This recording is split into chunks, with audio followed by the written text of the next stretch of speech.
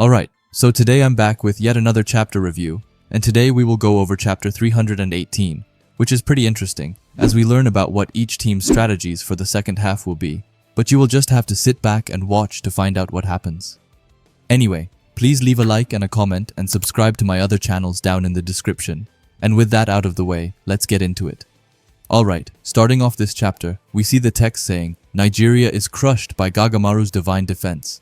Japan heads into halftime with the lead. After that, we see the commentators screaming out their hearts as they say that Japan's blue lock really is this strong, continuing as they say that Nigeria's team was completely crushed both in the attack and defense, and with the 2-0 score, it also marks the end of the first half. After that, we get into the changing rooms and see Raichi screaming out of excitement. Nanase even jumps up into the air as he calls the save amazing. We also see the GOAT Corona, who compliments everyone on their great plays out there. We also see Fukaku in the back telling Gagamaru, "Good job," and he thanks him, which is really wholesome. Anyway, moving on to Aiku, who looks at both Ryu and Nico as he tells them that they are doing well, but that they're pushing up too far, telling them to pay closer attention to the defensive line in the second half. Nico says that he's got it, but that they can't hold back in ball disputes. And Ryu agrees, telling Aiku that he won't go easy in one-on-ones either. Moving over to Karasu, who says that honestly they could have scored another goal, he calls out to both Chigiri and Hiyori and asks them if they aren't focusing too much on crosses, telling them to try and take more shots on the goal. Chigiri just smirks and tells him to be silent and to just wait for the second half. Hiyori agrees and tells Karasu to take more shots himself. After that, he just leaves, and Chigiri goes over to Bachira to discuss his goal.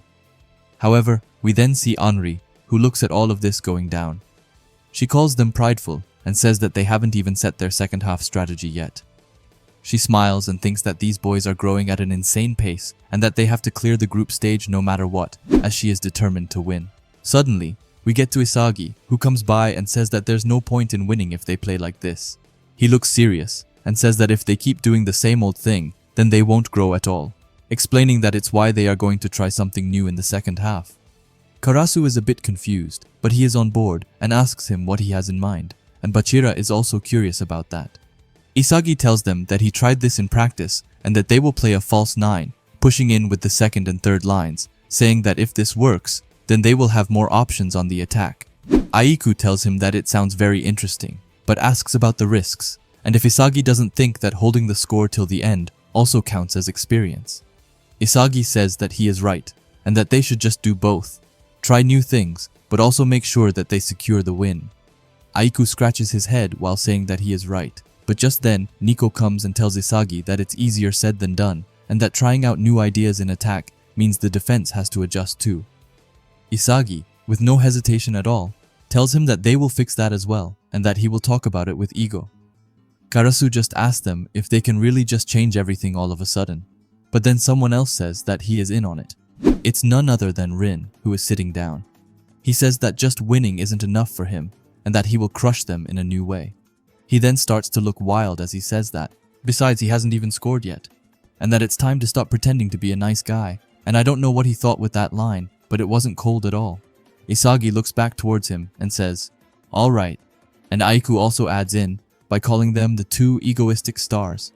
After that, we leave them for a quick moment and jump into the Nigerian locker room. In there, we see Bello looking lost while saying that they can't beat them.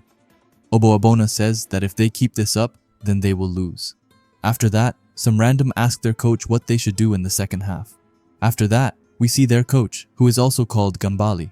He calls Blue Lock impressive and says that they can set up plays all over the field and still score goals. After that, he compliments Isagi as he calls him truly impressive. He then looks serious as he says that they haven't been able to play at all so far, and that Onatsi hasn't been able to play. We then get to Onatsi, who has his towel over his head and says that this has never happened before and calls it bad news.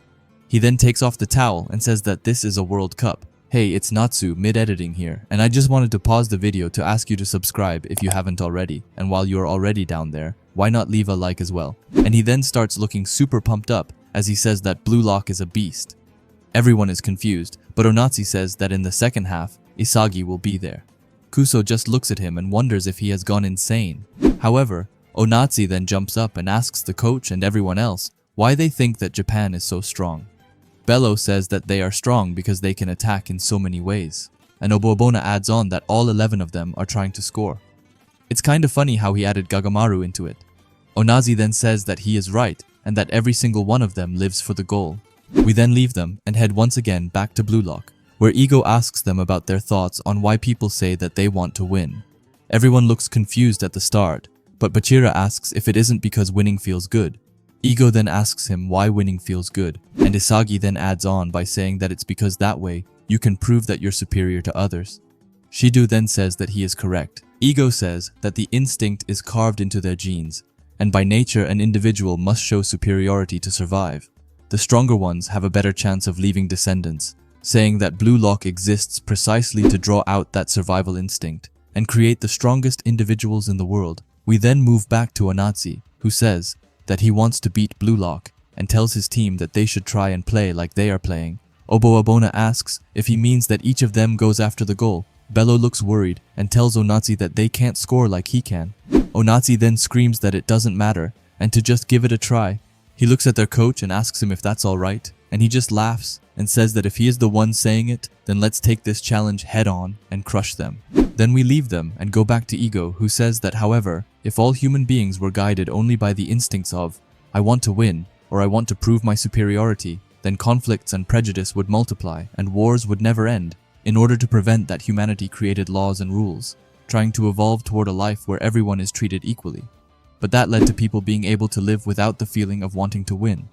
And that apathetic world is what humanity calls peace. He puts his glasses up and says that it's why he keeps appealing to this instinct of, I want to win, so that the true burning desire within them doesn't get swallowed by this apathetic world. And of course, that includes him, as well as Blue Lock is a living laboratory, created to rip away those who got comfortable with peace, laying bare their instincts and desires. After that, we see the Nigerian team walking out super hyped up, and Blue Lock also walks onto the pitch. Ego then tells them that he will grant them a new formula and asks them if they know why soccer has such power to captivate people. However, we don't see a response to that as the kickoff begins and the match is back in full action.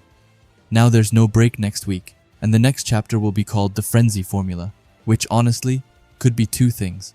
Either we will just see how it works when two teams are both going all in on scoring, as I believe that frenzy means chaos, or we will see what Ego prepared for the second half and what their strategy for this last half might be. Now there was a lot of talk in this chapter, which I love.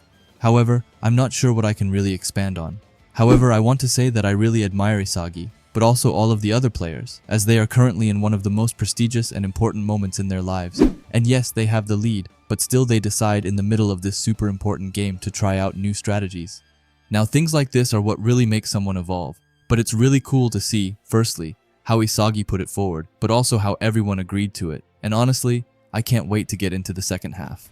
However, while on that topic, I am a bit underwhelmed by Nigeria. Like, I wanted them to have like an ace up their sleeve or just something that they could use to counter Blue Lock, but now instead they will just copy them. It just feels like a bit of a cheap way out of it. Like, if every team does this, then all of the teams will just become like Blue Lock, and that's no fun. Firstly, I was excited seeing the coach, but he legit had nothing to him and just went ahead with what Onazi said was best, which I could understand. As Onazi is basically the whole team, it's basically Onazi and friends. However, still you have to come with something at the bare minimum, as a copy is just a copy after all, and I can't see Nigerian taking on, and copying Blue Lock will lead them to winning this game. Fine, they might get like 1 or 2 goals at the max.